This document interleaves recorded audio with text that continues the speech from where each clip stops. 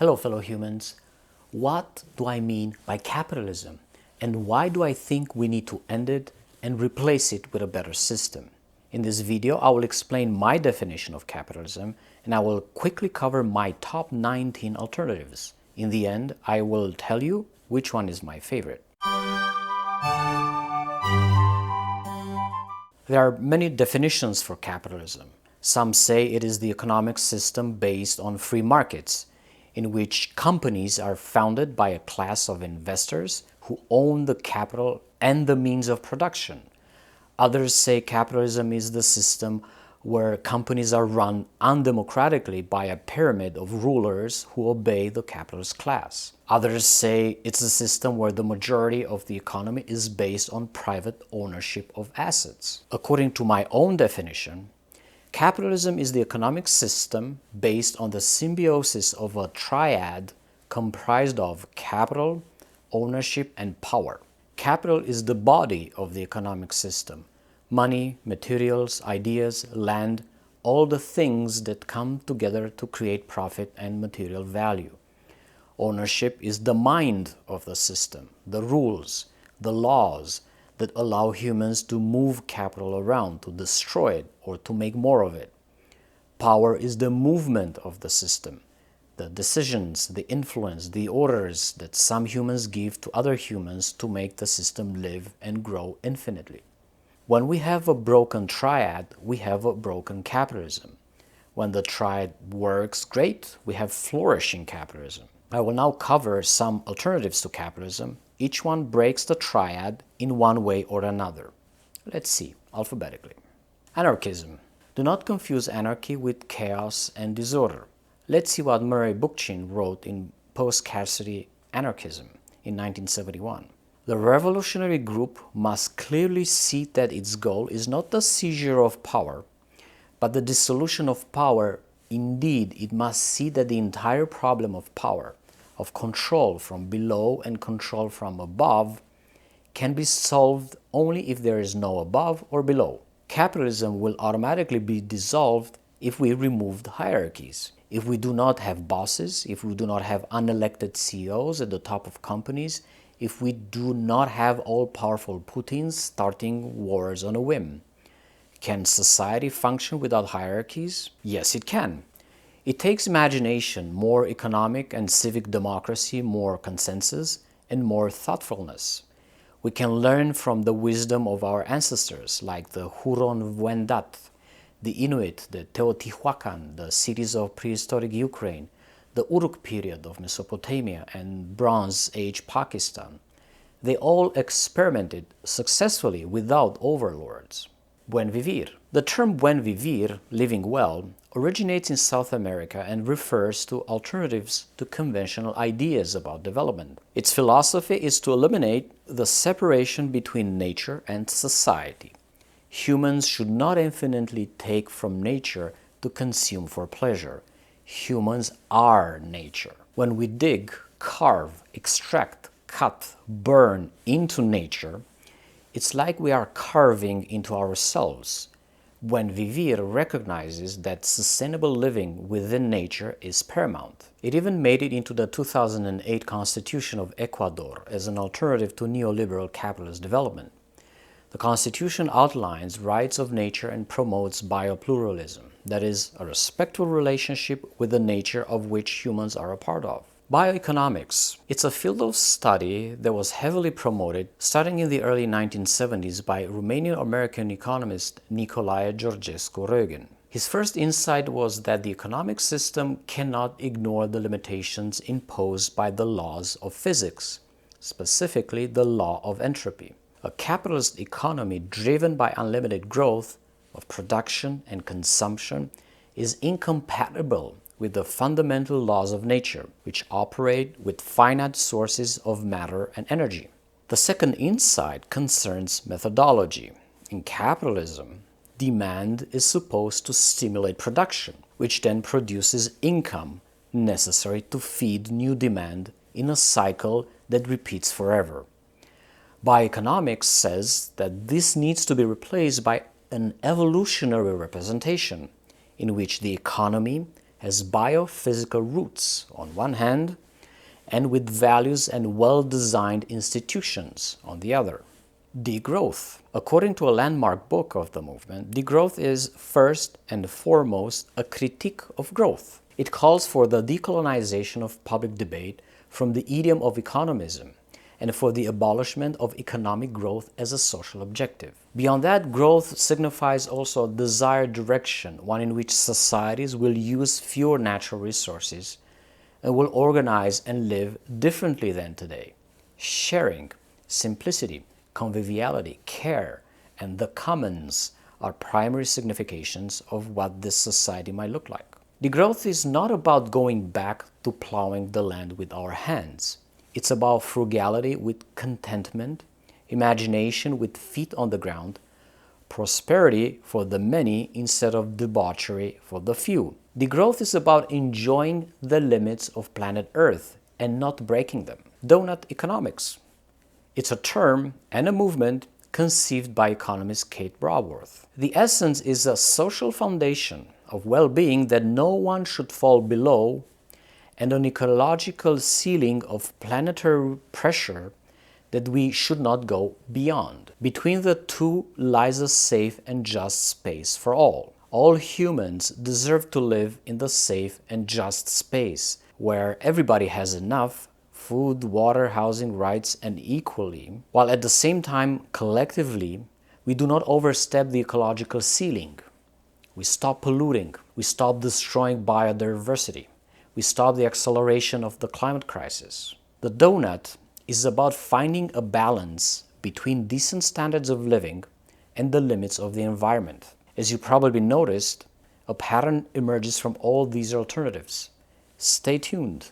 We'll get to the punchline soon. Eco-development. The term was suggested by economist Ignacy Sachs and the Secretary General of the 1972 Stockholm Conference of the Human Environment, Maurice Strong. Eco-development criticizes the effects of economic concentration and political centralization at the global level. It promotes both economic and political decentralization to dissolve the divide between the rich and poor.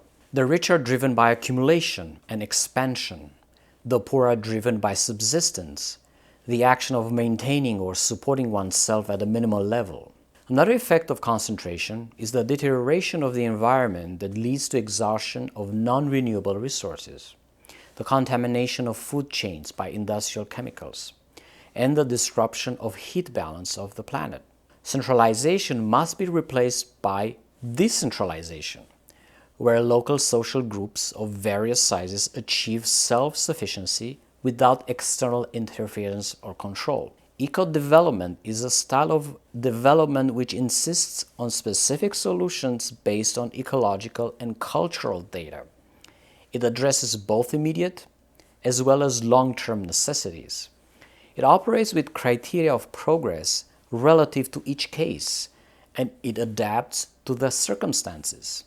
Under eco-development, anthropologists play a very important role.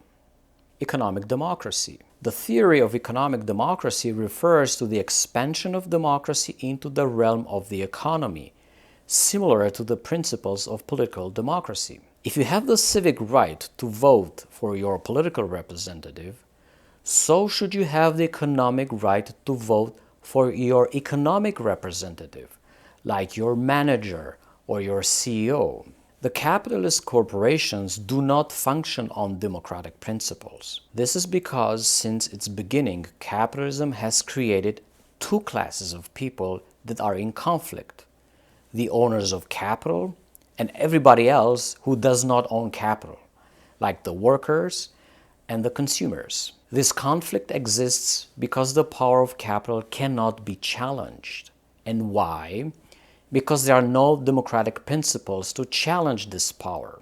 It is absolute and it is protected by corporate law, which, by the way, needs a major renovation. All forms of economic democracies envision the dissolution of this absolute power. Andrew Cumbers, for example, from the University of Glasgow, proposes 3 pillars for economic democracy: individual economic rights, collective and democratic ownership, and deliberative and participatory economic practices. Economics of Arrival. It's an idea from a book by Catherine Trebeck and Jeremy Williams. They argue that we have arrived at an economy that can provide sufficient wealth for everyone to live a decent life. This arrival was attained globally in 1978. Since then, economic growth went beyond and became uneconomic growth. This growth created problems instead of solving them. We ended up with mountains of waste instead of heavenly gardens everywhere. Moreover, wealth inequality exacerbated the problems.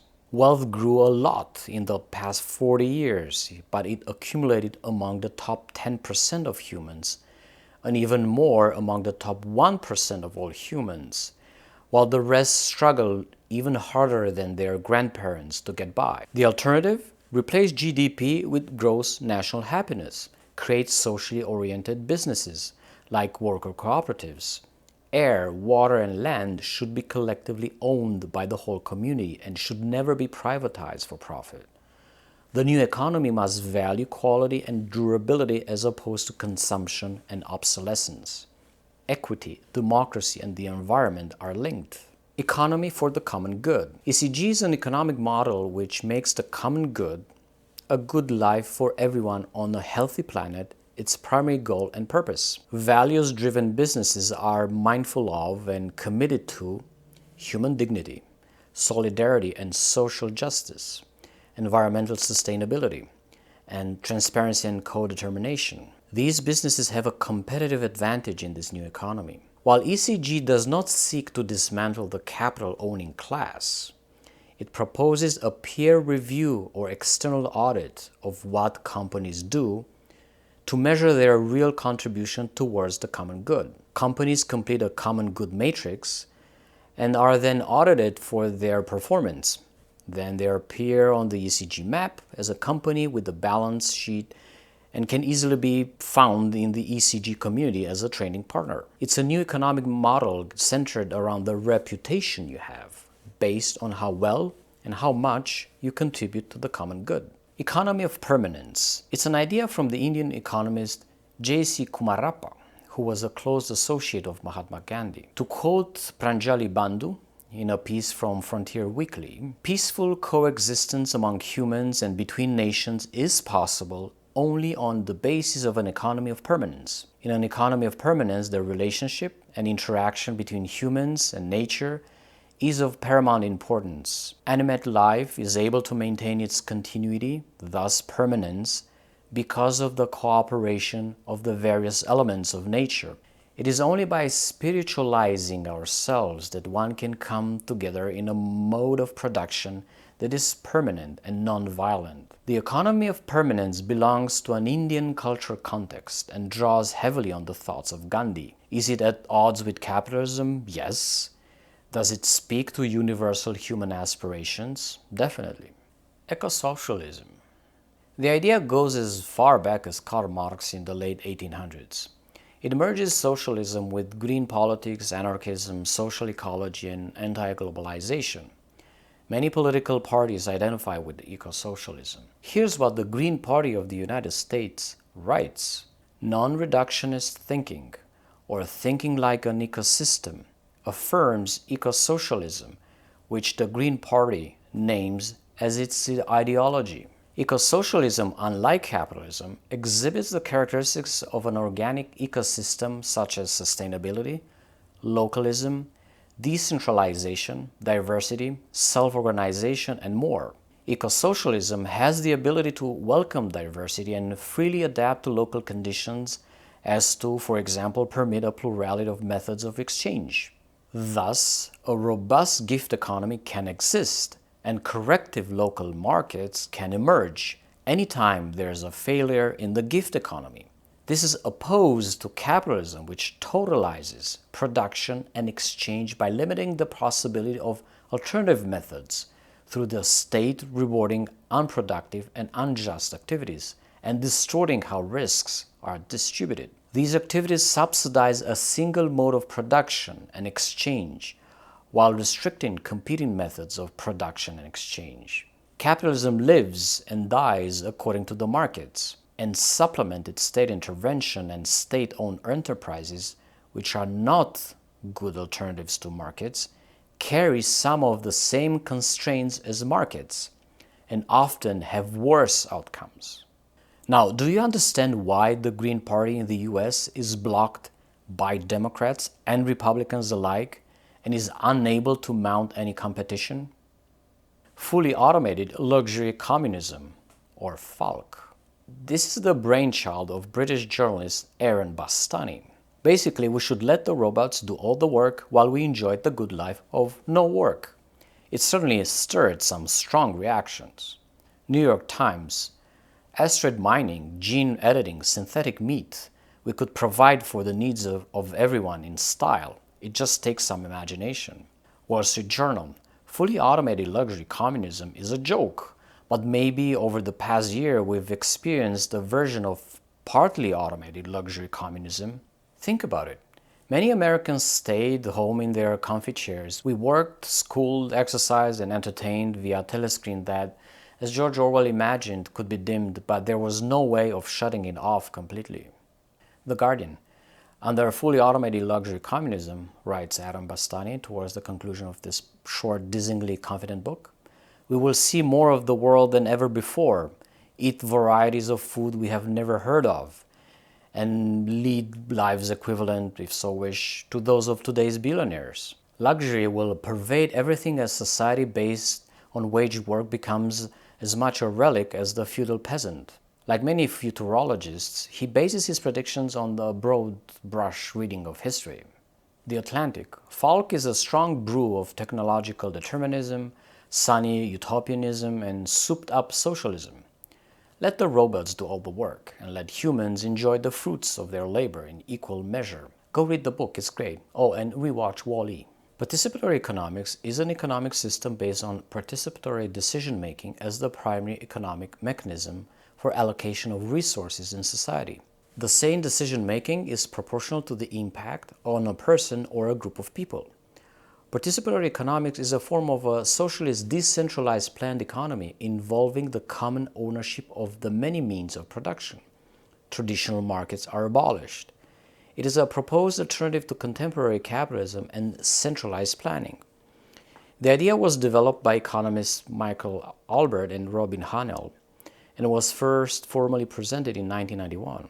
The defining institution of a capitalist economy are private ownership of society's productive resources, corporations, and markets. In contrast, the major institutions that make up a participatory economy are social ownership of the productive commons, self-managing workers' councils, self-managing neighborhood consumer councils, federations of councils covering larger geographical areas, a decentralized democratic planning procedure called participatory planning that these councils and federations use to coordinate and plan how to efficiently, fairly, and sustainably allocate society's productive resources. If we ever get to a Star Trek-like society, we will certainly need to go through this participatory phase and get help from supercomputers to manage all of our decisions. It is a great idea, after all. Permacircular economy. The expression is a composite of permaculture and circular economy. Permaculture is a system of perennial agriculture emphasizing the use of renewable natural resources and the enrichment of local ecosystems. It is an economy that circulates resources and refrains from extracting new resources from the planet and limits economic material growth. But it is not anti-growth. It follows the common sense principle that we need a selective and provisional growth of those things that are valuable for ecological and human viability. What we don't need is the across-the-board and unlimited increase of all things deemed valuable by those who see technological and financial capital as the primary drivers of social progress. What we need is an entirely new form of capitalism where the word capital means something completely different from what it means these days and has been meaning for close to 3 centuries.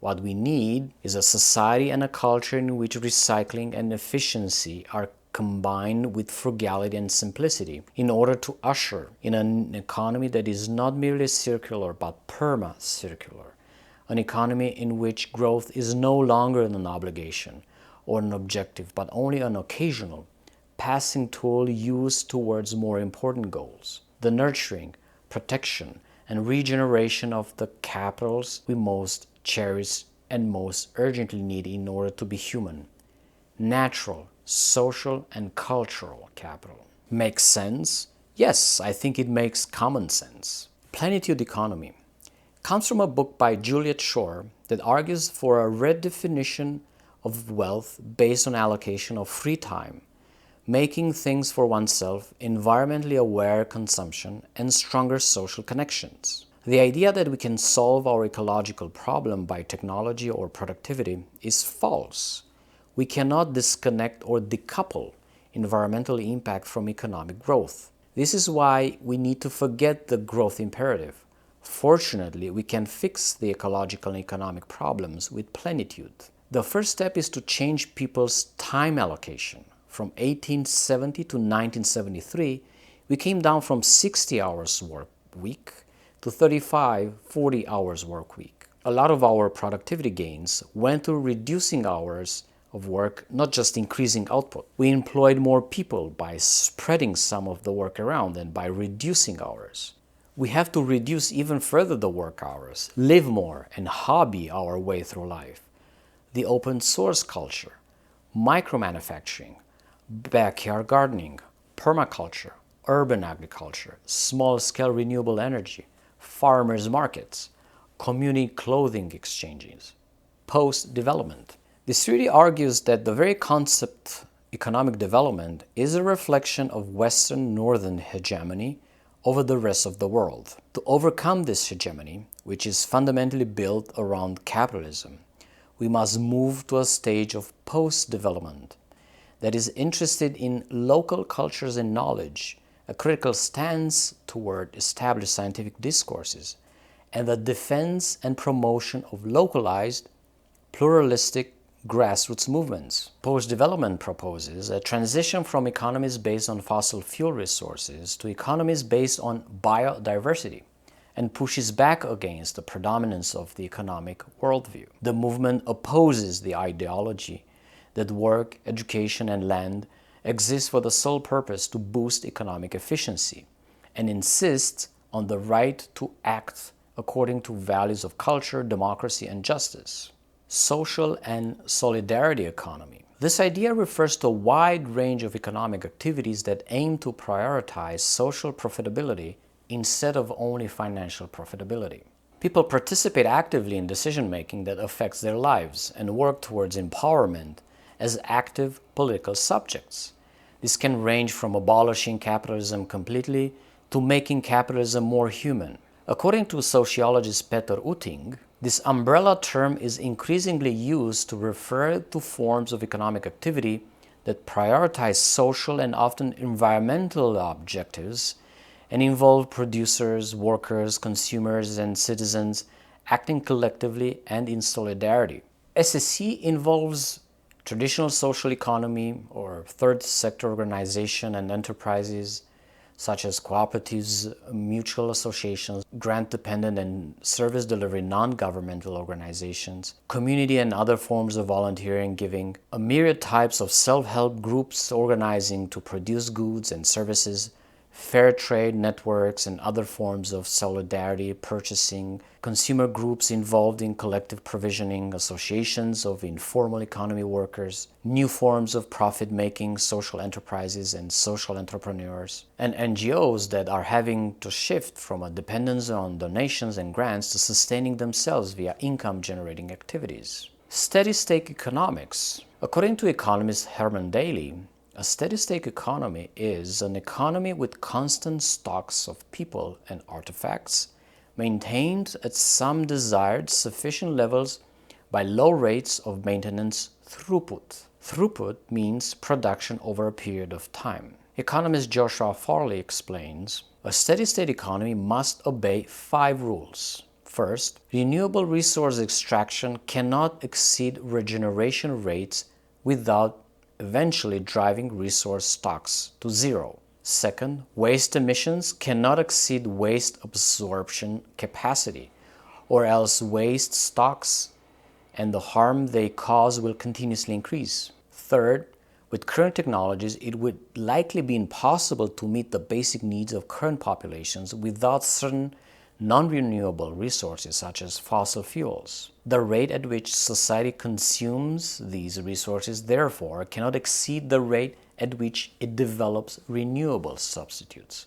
Fourth, neither resource extraction nor waste emissions can threaten the ecosystem functions essential to human survival.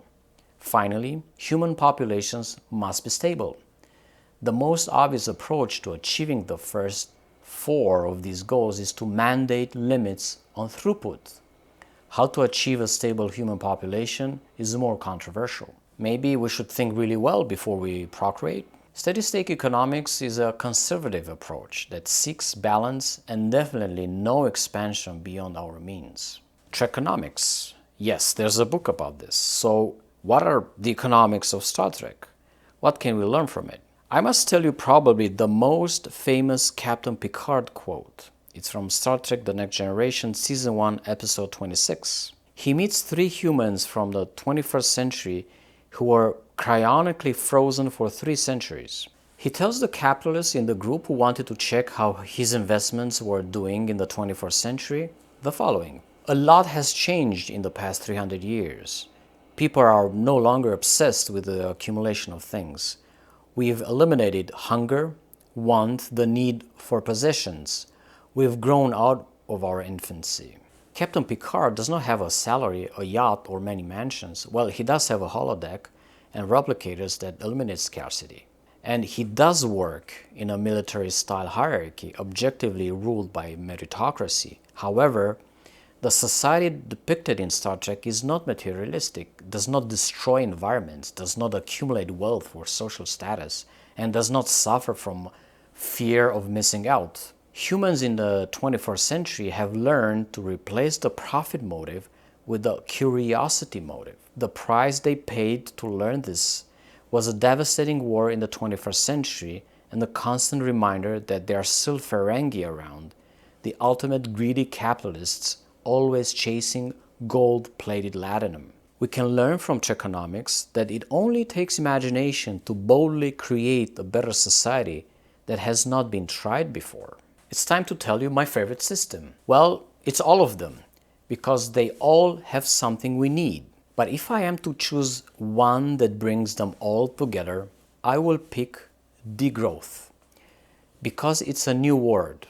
It made it into the latest IPCC 2022 report 27 times. It has revolutionary gumption, has no negative history. It's hopeful, it's witty, it's fun, it's stylish, it's realistic, it's not an ism, and it's urgent. I promised in an earlier video that I will tell you more about degrowth, so expect to hear from me at least until 2030. The bottom line is, whatever alternative we choose to capitalism, it needs to overthrow the triad of capital, ownership, and power. If you have money, you should not be able to buy power with it. Any power. If you have power, you should not be able to gain wealth with it. Any wealth. All decisions in politics and businesses must be based on the principle that one human has one vote and never that $1 equals one vote. Never. Pyramids of power must be flipped. Bosses must be accountable to workers, not the opposite. Workers must hire and fire bosses and executives, not the opposite. We should never forget that the benevolence of planet Earth towards life has limits and boundaries. One such limit is cutting greenhouse emissions by 50% by 2030. That is 8 years from now. 50% in 8 years. There you go. You can find many links for all these ideas in the description box below. Until next time, stay wise, be brave, and do good. Click here to watch 7 virtues for life after capitalism.